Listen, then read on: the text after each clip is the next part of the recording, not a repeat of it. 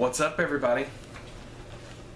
It's time to duel because, as you can see, I'm rocking the dual disc. I got the Yu-Gi-Oh movies behind me, and I even brought out my favorite 3 cards in the whole entire game of Yu-Gi-Oh itself. I am here to talk about some Yu-Gi-Oh, and I am here to thank the great Kazuki Takahasi for giving us a monument of our childhoods, for giving us so many good memories from watching the anime in the early 2000s when once the final episode that they made was over, it would just start over again, to going to Walmart and buying multiple deck boxes of Yugi, Kaiba, Joey, Pegasus, to building our own decks, trying to make the decks from the TV show work, to putting our own spin on things, to buying the dual discs, to watching not only the American version but the original version, the Japanese version of Yu-Gi-Oh, to giving us just like this great time in our lives.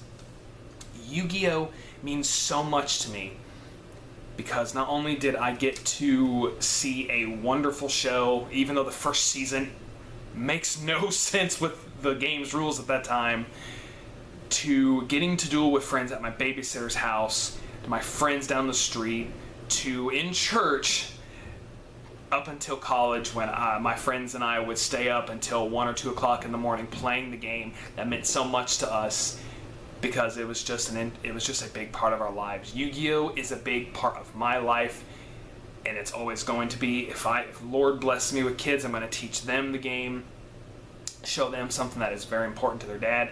Like I said, Lord willing. But Yu-Gi-Oh meant so much to me. It means so much to me. It's always going to mean something to me. Kazuki Takahasi, thank you for giving us this gem in our lives. Which is exactly why I brought out my favorite Yu-Gi-Oh card of all time, Slifer the Sky Dragon. I have always loved this card. You could probably say, well, it's because it's what Yugi runs.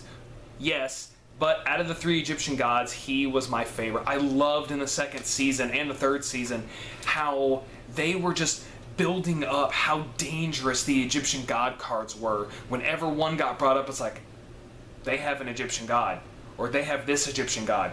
This Egyptian god is the strongest of them all. It's the most dangerous. Do not take these cards lightly. To seeing how it was so brilliantly written that they terrified the creator of the game, Maximilian Pegasus.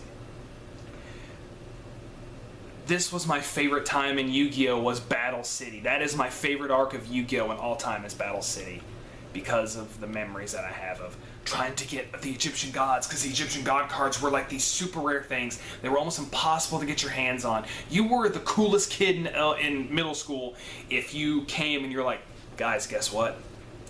I have an Egyptian god card. That is going to be burned in my brain for my entire life.